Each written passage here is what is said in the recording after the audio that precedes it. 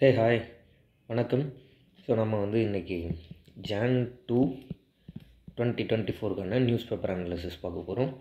And as usual நீங்கள் இந்த news பேப்பரோட அனாலிசிஸில் இருக்கக்கூடிய இந்த நியூஸ் பேப்பர் கட்டெல்லாம் நம்மளோட டெலிகிராம் சேனலான ஜிகே ஷங்கர் லேர்னிங் இன்ஸ்டியூட் அந்த டெலிகிராம் சேனலில் நீங்கள் ஜாயின் பண்ணிக்கிட்டிங்கன்னா அதிலேருந்து இந்த நியூஸ் பேப்பர் கட்டெல்லாம் எடுத்துக்கலாம். அண்டு இந்த வீடியோ ஒரு 1 or 2 hours முன்னாடி நம்ம ரிலீஸ் பண்ணிடுறோம். அது நீங்கள் ஜாயின் பட்டன் கிளிக் பண்ணிவிட்டு ஒரு 27 rupees பே பண்ண சொல்லணுன்ட்ருக்கேன். அரௌண்ட் 27 அந்த போல் இல்லைனா 24 அது போல் பே பண்ண சொல்லும். ஸோ அந்த அமௌண்ட் நீங்கள் பே பண்ணிக்கிட்டீங்க அப்படின்ட்டுனா ஒரு 2 hours முன்னாடி நீங்கள் இந்த வீடியோவை பார்த்துக்கலாம். மற்ற எல்லாருக்கும் 2 hours கழிச்சு திரும்ப கிடச்சிடும். இதில் என்ன பெனிஃபிட் இருக்குது அப்படின்ட்டுனா ஒன்றும் இல்லை, நீங்கள் இந்த வீடியோவை நம்ம மேக் பண்ணுறதுனால நமக்கு கொடுக்கக்கூடிய ஒரு சப்போர்ட், அவ்வளோதான். உங்களுக்கு விருப்பம் இருந்ததுன்னா நீங்கள் அந்த ஜாயின் பட்டனை கிளிக் பண்ணி ஜாயின் பண்ணிக்கலாம். இதனால் ஒரு இயர்லி அசஸ் மாதிரி ஒரு 1 hour முன்னாடி உங்களுக்கு வீடியோ கிடச்சிடும். ரெகுலராக நம்ம இந்த வீடியோஸை கொடுக்குறோம். அப்படி இல்லைனா நீங்கள் அந்த 1 or 2 hour கழித்து திரும்ப எல்லாருக்கும் பப்ளிக்காக ரிலீஸ் ஆகிடும். அப்போ நீங்கள் இந்த வீடியோ ரிசீவ் பண்ணிக்கலாம். நம்ம ஏற்கனவே சொல்லியிருந்தது போல் ஒருவேளை நீங்கள் இயர்லி சப்ஸ்கிரிப்ஷனில் ஜாயின் பண்ணிக்கணும்னு விருப்பப்பட்டிங்கன்னா இயர்லி சப்ஸ்கிரிப்ஷன் ₹699. அந்த இயர்லி சப்ஸ்கிரிப்ஷனை ₹699 7358910548 இந்த நம்பருக்கு நீங்கள் பே பண்ணிட்டு ஜாயின் பண்ணிக்கலாம். அதுபோல் ஜாயின் பண்ணிட்டீங்க அப்படின்ட்டுனா நம்ம டாபிக் வைஸ் பண்ணக்கூடிய கரண்ட் அஃபேர்ஸ் அனாலிசிஸோட பிடிஎஃப் அண்ட் இந்த நியூஸ் பேப்பர் கட் மட்டும் உங்களுக்கு நார்மலாக எல்லா நம்மளோட டெலிகிராம் சேனல்லே ஓப்பனாக கிடைக்கும். அது இல்லாமல் நம்ம இதில் கொடுக்கக்கூடிய அந்த கரண்ட் அஃபேர்ஸ் பேஸ்டு கண்டென்ட் ரிலேட்டடான அப்டேட்ஸ் எல்லாத்தையும் அந்த ப்ரீமியம் கண்டென்ட்டில் நம்ம ரிலீஸ் பண்ணிவிடுவோம். ஸோ உங்களுக்கு விருப்பம் இருந்ததுன்னா நீங்கள் இயர்லி கரண்ட் அஃபேர்ஸ் சப்ஸ்கிரிப்ஷனில் ₹699 ஜாயின் பண்ணிக்கலாம். இல்லைனா எப்போதுமே வீடியோ ஃப்ரீ தான். நீங்கள் தாராளமாக வீடியோஸை எப்போ வேணால் அக்சஸ் பண்ணிக்கலாம். அதுலேயும் உங்களுக்கு சப்போர்ட் பண்ணக்கூடிய விருப்பம் இருந்ததுன்னா நீங்கள் ஜாயின் பட்டன் சப்ஸ்கிரைப் பண்ணி ஒரு 1 hour முன்னாடி கண்டென்ட் ரிசீவ் பண்ணிக்கலாம். அது இன்னும் கொஞ்சம் சப்போர்ட்டிவாக இருக்கும். ஸோ அதுதான் இன்றைக்கான வீடியோக்குள்ளே போயிடலாம். ஸோ இன்றைக்கான வீடியோ பொறுத்தவரையில் ஃபஸ்ட்டு நம்ம பஞ்சாப் பாடகர், அவரோட பேர் சித்து மூசேவாலா. இவரை கொலை பண்ணிடுறாங்க, மர்டர்டு. ஸோ இவரை கொலை பண்ண கேஸில் தேடப்பட்ட கொலை குற்றவாளியான கனடாவைச் சேர்ந்த தாதா சசீந்தர் ஜித்சிங் என்ற கோல்டி பிரார், இதான் பேர், கோல்டி பிரார். இவர் பீகார் மாநிலத்தை சேர்ந்தவர். இவரை ஒரு பயங்கரவாதியாக, அதாவது டெரரிஸ்ட் அப்படின்னு சொல்லி இந்தியன் கவர்மெண்ட் இவரை அறிவிச்சிருக்காங்க. ஸோ எந்த வழக்கில் தொடர்புடையவர் அப்படின்னா பஞ்சாபை சார்ந்த பாடகர். அந்த பாடகரோட பேர் ஜித்து மூசேவாலா. அவரை கொலை பண்ணிவிட்டு கொலை வழக்கில் தேடப்பட்டு வந்தார். இவரை ஏன் நம்ம டெரரிஸ்ட் அறிவிக்கிறோம்னா, ஏன்னா இவர் பாகிஸ்தானோட தொடர்பில் நிறைய குற்ற செயல்களில் ஈடுபட்டது, இது எல்லாமே தெரிய வருது. நிறைய ட்ரோன் தாக்குதலில் ஈடுபடுறதுக்கான அந்த பாசிபிலிட்டிஸ் இருந்ததெல்லாம் தெரியப்படுது. ஸோ அப்போ பாகிஸ்தானோடு சேர்ந்து இந்தியாவுக்கு எதிராக செயல்படுறாருன்னு சொல்லி ஒரு குற்ற வழக்கில் டெரரிஸ்ட்டுன்னு அறிவிச்சிட்டாங்க. இப்போ இவர் டெரரிஸ்ட்டுன்னு அறிவித்ததை விட நம்ம கரண்ட் அஃபேர்ஸில் ரொம்ப முக்கியமான ஆக்ட்டு, ரொம்ப முக்கியமாக என்ன படிச்சுக்கணுன்னா, இவர் எந்த சட்டத்தின் அடிப்படையில் டெரரிஸ்ட்டை அறிவித்தாங்க அப்படின்ட்டுனா, நம்ம இந்த சட்டத்தோட பேர் ஊப்பா ஆக்ட் அப்படின்னு சொல்லுவோம். UAPA. ஊப்பா ஆக்ட் அப்படின்னா என்னென்னா, சட்டவிரோத செயல்பாடுகள் தடுப்பு சட்டம். ஆங்கிலத்தில் படித்து வச்சுக்கணும். Unlawful activities prevention act. இது எப்போ கொண்டு வந்தாங்க? 1967. இதை இப்போ ரீசெண்டாக அமெண்ட்மெண்ட் பண்ணாங்க 2019. இது நமக்கு நல்லா புரிகிற மாதிரி சொல்லணும்னா, போன ஆண்டு 2023 கோவையில் ஒரு குண்டு வெடிப்பு நடந்தது. ஓரமாக நின்றுட்டு இருந்த காரில் கேஸ் சிலிண்டர் வெடிச்சது. அந்த குற்றவாளிகளை கூட ஊப்பா ஆக்டில் தான் கைது பண்ணாங்க. ஸோ இதை ஒரு ஆன்டி டெரர் லா அப்படின்னு சொல்லுவாங்க, தீவிரவாதத்திற்கு எதிரான சட்டம். ஸோ இப்போ பீகாரை சேர்ந்த கோல்டி பிரார் எந்த சட்டத்தின் அடிப்படையில் குற்றவாளியாக அறிவிக்கப்பட்டார் அப்படின்னா ஊப்பா ஆக்ட். ஊப்பா ஆக்ட் எப்போ வந்தது? 1967. இப்போ ரீசெண்டாக எப்போ அதை அமெண்ட்மெண்ட் பண்ணியிருக்காங்க? 2019. இதற்கு பேரே நம்ம ஆன்டி டெரர் லா அப்படின்னு பேர் வைக்கிறோம். ஸோ இதுதான் சட்டவிரோத தடுப்பு சட்டம், செயல்பாடுகள் தடுப்பு சட்டம். 1967 அடிப்படையில் இவர் கைது. இது ஜனவரி 2 கரண்ட் அஃபேர்ஸில் மோஸ்ட் இம்பார்ட்டண்ட் ஏரியா. ஜப்பானில் ஒரு பெரிய நிலநடுக்கம் வந்துருந்துச்சு. இந்த நியூஸ் பேப்பர் கட்டை நம்ம டெலிகிராம் சேனலில் ஷேர் பண்ணியிருந்தோம். இது ஒரு அவசர நிலைமைக்காக கான்டாக்ட் டீட்டெயில்ஸ் எல்லாம் கொடுத்துருந்தாங்க. ஸோ ஜப்பானில் அதாவது புத்தாண்டு அன்றைக்கே நிலநடுக்கம், ஒரு மோசமான விஷயந்தான். பட் அதில் நம்ம ஒரு ஃபேக்டை ஞாபகம் வச்சுக்கணும். என்னென்னா, இந்த சுனாமி அப்படிங்கிறதுக்கு பேர் வச்சதே ஜப்பான் தான். ஜப்பான் மொழியில் சுனாமி அப்படின்னா ஹார்பர் வேவ்ஸ் அப்படின்னு அர்த்தம். ஹார்பர் வேவ்ஸ்னு என்னது? துறைமுக அலைகள் அப்படின்னு பேர். ஸோ அப்போ இந்த துறைமுக அலைகள் ஹார்பர் வேவ்ஸ் அப்படின்னு பேர் வைக்கிறதே ஜப்பான் தான். தெளிவாக ஞாபகம் வச்சுக்கணும். அண்ட் தென்கொரியாவுக்கு கூட சுனாமி வரத்துக்கான வாய்ப்பு இருக்குதுன்னு சொல்லி அலர்ட் கொடுத்துருந்தாங்க. இஷிகவா அப்படிங்கிற ஒரு மாவட்டத்தில் தான் இந்த இந்த நிலநடுக்கம் ரொம்ப அதிகமாக இருந்ததாக சொல்லப்படுது. அண்ட் இது ரொம்ப ரொம்ப இம்பார்ட்டண்ட்டான ஒரு கரண்ட் அஃபேர்ஸ் இது. இந்த எக்ஸ்போசைட் பற்றி நம்ம தனியாக ஒரு வீடியோவே பண்ணிட்டோம். அந்த வீடியோ ரிலீஸ் பண்ணியாச்சு. நீங்கள் வந்துட்டு விருப்பம் இருந்ததுன்னா அந்த வீடியோ வந்துட்டு நான் டிஸ்கிரிப்ஷனில் லிங்க் கொடுக்குறேன். அந்த வீடியோவை ஃபுல்லாக வந்துட்டு பார்த்துடலாம். இதற்கு முன்னாடியே பார்த்துருந்தீங்கனாலும் சரி, இந்த சேட்டலைட் பற்றி நம்ம ஃபுல்லாக கம்ப்ளீட் டீட்டெயில்ஸாக இது வந்துட்டு ஒரு தனிப்பட்ட டாபிக் பேஸ்ட் அனாலிசிஸாக ஒரு வீடியோ பண்ணி அதை ரிலீஸ் பண்ணிட்டோம். அண்ட் நியூ இயரில் முதல்ல இஸ்ரோ லான்ச் பண்ண ஒரு சேட்டலைட் வந்து இந்த எக்ஸ்போசைட். இந்த சேட்டலைட் வந்துட்டு சக்ஸஸ். இது வந்துட்டு ரொம்ப ரொம்ப இம்பார்ட்டன்ட். இன்றைக்கி ஜனவரி 3 நியூஸ் பேப்பரில் கூட L1 வந்து ஆதித்யா L1 அப்படின்னு சொல்லிட்டு நம்ம ஒரு சேட்டலைட் லான்ச் பண்ணியிருந்தோம் சூரியனை வந்து ஆராய்ச்சி பண்ணுறதுக்காக. அது ஜனவரி 6 L1 பாயிண்ட்டை ரீச் பண்ணிடும் அப்படின்னு சொல்லி இஸ்ரோவோட தலைவர் திரு சோம்நாத் அவர்கள் பேசியிருந்தார். ஸோ இஸ்ரோ ரிலேட்டடாக ஏதாவது ஒரு கரண்ட் அஃபேர்ஸ் இருந்துகிட்டே இருக்கும், படிச்சுக்கிட்டே இருக்கணும். இதை பொறுத்த வரைக்கும் C-58 அப்படிங்கிற ராக்கெட்டில் நம்ம லான்ச் பண்ண அந்த சேட்டலைட்டோட பேர் எக்ஸ்போசைட். இதில் நிறைய சிறப்பம்சங்கள் இருக்குது. எல்லாத்தையும் நம்ம பர்டிகுலராக வீடியோலேயே சொல்லிட்டோம். இந்த 10 ஆய்வு கருவிகள், அதை லான்ச் பண்ணும்போது அரசு பள்ளி மாணவர்கள் பார்வையிட்டது, இது எல்லாத்தையும். இந்தியாவோட பட்ஜெட் என்ன எக்ஸ்போசைட்டுக்கு அப்படின்னா 250 கோடி தான். இந்தியா வந்துட்டு உலக அளவில் second country to launch the எக்ஸ்போசைட்.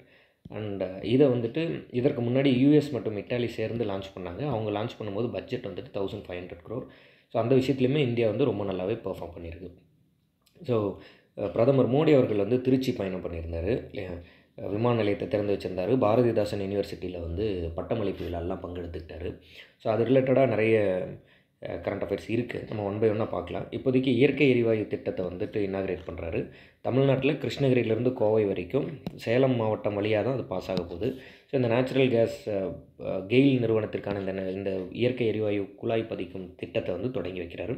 So அதுதான் இதில் இருக்கக்கூடிய கரண்ட் அஃபேர்ஸ்.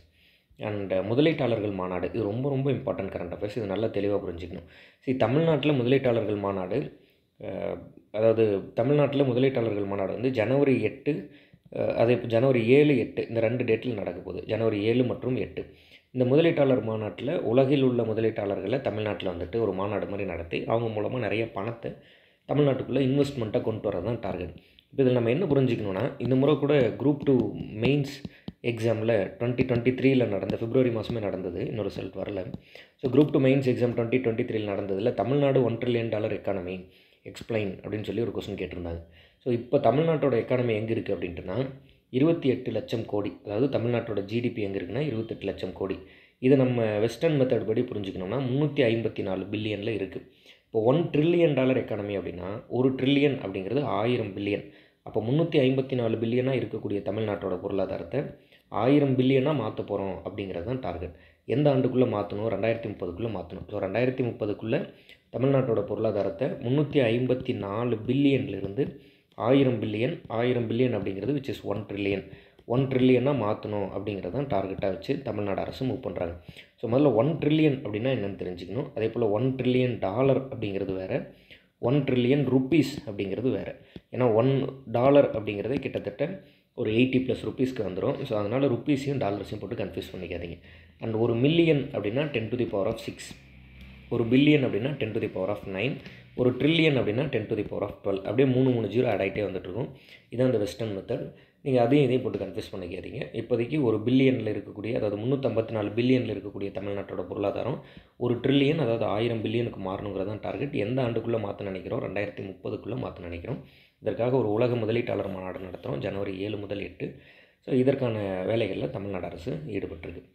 அண்ட் இது ரொம்ப இம்பார்ட்டன்ட். திருவள்ளுவரோட கால் தான் இது. 133 அடிக்கு சிலை இருக்கும். கன்னியாகுமரியில் இருக்கக்கூடிய மோஸ்ட் இம்பார்ட்டண்ட்டான ஒரு சிலை. 1/1/2000 அப்போது சிலை திறந்து வைக்கப்படுது. அப்போதைய முதல்வர் திரு கலைஞர் அவர்கள் வந்து திறந்து வைக்கிறாரு. இப்போ 24 ஆண்டுகள் ஆகிடுச்சு. ஸோ இந்த 24th anniversary டே, இல்லை 24வது ஆண்டு தினம், ஸோ அதை வந்துட்டு செலிப்ரேட் பண்ணுறாங்க. தமிழ் அறிஞர்கள் வந்து அங்கே விசிட் பண்ணி அவரோட சிலைக்கு மலர் தூவி கொண்டாடுறாங்க. 25வது ஆண்டு அடுத்த வருடம் வருது இல்லையா? ஸோ அந்த 25வது ஆண்டை சிறப்பாக கொண்டாடணும்னு சொல்லி தமிழக அரசுக்கு வேண்டுகோள் வச்சுருக்காங்க. ஸோ இப்போ இதில் கரண்ட் அஃபேர்ஸை நம்ம என்ன தெரிஞ்சுக்கிறோம்? 133 அடி சிலை எப்போ திறந்து வைக்கப்படுது? 1/1/2000. ஸோ கரெக்டாக ஒரு நல்ல டேட்டில் அந்த 19லேருந்து 20 மாறின அந்த ஒரு மில்லனியம்லேயே திருவள்ளுவர் சிலையை திறந்து வச்சாங்க. அண்ட் அடுத்த கரண்ட் அஃபேர்ஸ், இது வந்துட்டு தினமணியில் இருந்த ஒரு சென்டர் பேஜ் ஆர்டிக்கல். புத்தக வாசிப்போட முக்கியத்துவத்தை பற்றி பேசியிருந்தாங்க. ஒரு மாதிரி அறியாமை மனிதனோட மிக முக்கியமான பிரச்சனை.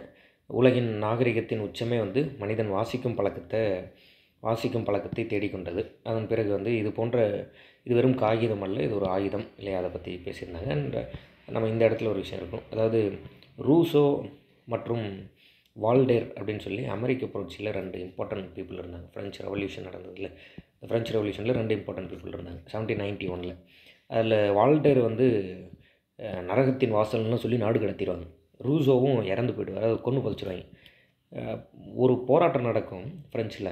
அந்த போராட்டத்தப்போ பாஸ்டில் அப்படிங்கிற ஒரு சிறைச்சாலையை இடித்து தரைமட்டமாக்கிடுவாங்க. அப்படி தரைமட்டமாக்கிட்டு புதைச்சி வச்சுருக்க ரூசோவோட உடலை தோண்டி எடுத்து அந்த உடலை ஒரு நாள் முழுக்க இந்த சிறைச்சாலையை இடித்து அதன் மீது ஒரு வெற்றியின் அடையாளமாக வச்சுருந்துருப்பாங்க. ஸோ அந்த கதையை பற்றி இந்த இடத்துல பேசியிருந்திருப்பார். ரொம்பவே நல்லாயிருக்கும் அந்த புத்தகம். அது எப்படி அறிஞர்களை சிந்திக்க தூண்டுச்சு, அதனால் எப்படி ஒரு மன்னராட்சி கிங்டமாக இருந்த விஷயங்கள்லாம் மாறி இந்த டெமோக்ரஸி அப்படிங்கிறது எப்படி நிலை பெற்றுச்சு, மனிதன் நாகரிகம் அடைஞ்சிட்டான் அப்படிங்கிறதுக்கான ஒரு ஒரு அடையாளமே அவன் வந்து வாசிப்பை கற்றுக்கிட்டதான், அதை பற்றியெல்லாம் சொல்லியிருந்திருப்பார். அண்ட் எப்படி வந்து அடிக்க அடிக்க பந்து வந்து மேலே எழும்பி வருமோ அதுபோல் அரைக்க அரைக்க சந்தனம் மணக்கும், அதுபோல் ஒரு அறிஞர்களில் கற்றறிந்தவர்களில் துன்புறுத்த இன்னும் நல்ல செயல்கள் தான் நடக்கும் அப்படின்லாம் சொல்லியிருந்திருப்பார். அண்ட் அதே போல் இந்த இடத்துல ஔவையார் சொன்ன ஓதாமல் ஒரு நாளும் இருக்க வேண்டாம் அப்படின்னு சொல்லி ஒரு வரியை மேற்கோள் கட்டியிருப்பார். நம்ம அதை தெரிஞ்சு வச்சுக்கணும். ஓதாமல் ஒரு நாளும் இருக்க வேண்டாம் அப்படிங்கிற வரிகளுக்கு சொந்தக்காரங்க வந்து ஔவையார்.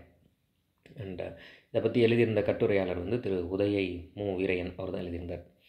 அண்ட் அடுத்த கரண்ட் அஃபேர்ஸ், புதிய குற்றவியல் சட்டங்களுக்கு தடை கோரி உச்சநீதிமன்றத்தில் மனு. இந்த கிரிமினல் ப்ரொசீஜர்ஸ் ஒரு 3 சட்டம் இருக்குது. இது வந்து நல்லா கிளியராக ஞாபகம் வச்சுக்கணும்.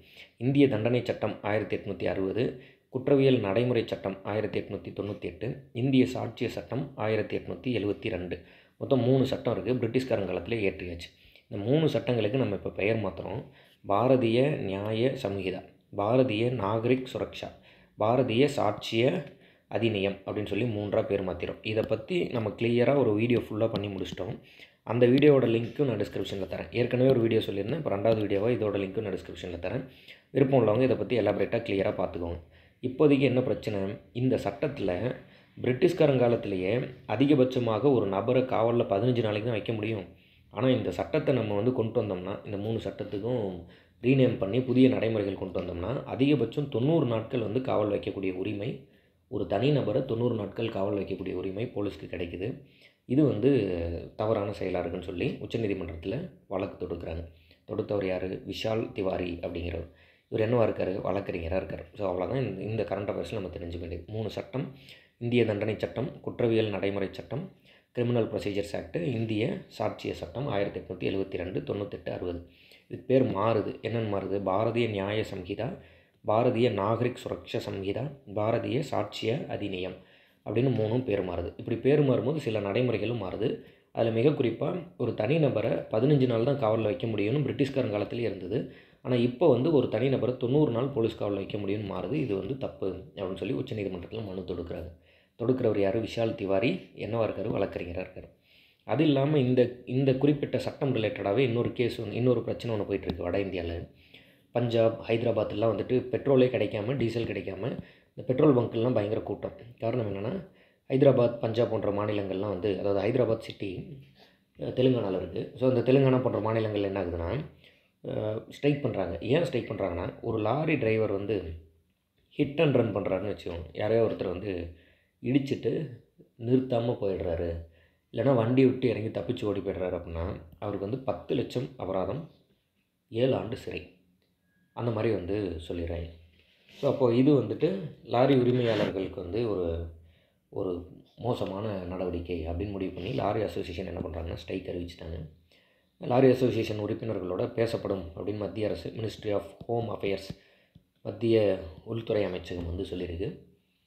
பார்ப்போம் என்ன முடிவு எடுக்கிறாங்கன்னு சொல்லிட்டு. இப்போதைக்கு போராட்டம், அதனால் பெட்ரோல் டீசல்லாம் கிடைக்கல, நிறைய இடத்துல வந்து தட்டுப்பாடு. அடுத்த கரண்ட் அஃபேர்ஸ் வந்து குஜராத்தில் வந்து ஒரு கின்ன சாதனை பண்ணுறாங்க. என்ன கின்ன சாதனை அப்படின்ட்டுனா, 50,000 பேர் சூரிய நமஸ்காரம் பண்ணுறாங்க. எத்தனை இடத்துல, 108 இடத்துல. ஸோ 108 இடத்துல 50,000 பேர் குஜராத்தில் சூரிய நமஸ்காரம் பண்ணி ஒரு வேர்ல்டு ரெக்கார்ட் பண்ணியிருக்காங்க. உலக சாதனை புத்தகத்தில் இடம் பிடிக்கிறாங்க. அதற்கு அமித்ஷா அவர்களும் பிரதமர் மோடி அவர்களும், உள்துறை அமைச்சர் திரு அமித்ஷா அவர்களும் பிரதமர் மோடி அவர்களும் வாழ்த்து தெரிவிக்கிறாங்க. அதான் கரண்ட் அஃபேர்ஸ். ஸோ இன்றைக்கான கரண்ட் அஃபேர்ஸ் ஃபுல்லாக பார்த்துட்டோம். திரும்ப வந்துட்டு நம்ம Jan 3க்கான கரண்ட் அஃபேர்ஸில் மீட் பண்ணலாம். நான் ஏற்கனவே சொல்லியிருந்தது போல், உங்களுக்கு விருப்பம் இருந்ததுன்னா, நீங்கள் நம்மளை சப்போர்ட் பண்ணணும் அப்படின்னு நினச்சிங்க அப்படின்ட்டுனா இந்த ஜாயின் பட்டனை கிளிக் பண்ணி நீங்கள் வந்துட்டு ஜாயின் பண்ணிக்கலாம். அது உங்களோட சப்போர்ட்டை வந்துட்டு நீங்கள் எங்களுக்கு கொடுக்குற மாதிரியான ஒரு அர்த்தம். இல்லைனாலும் ஒரு 1 or 2 ஹவர்ஸில் உங்களுக்கு இந்த வீடியோ வந்துட்டு அவைலபிளாக இருக்கும். ஜாயின் பண்ணுறவங்களுக்கு முன்னாடியே ஒரு 1 hour முன்னாடியே வந்துட்டு இந்த வீடியோ அக்சஸபிளாக இருக்கும். அவ்வளோதான் difference. Keep supporting us. Thank you.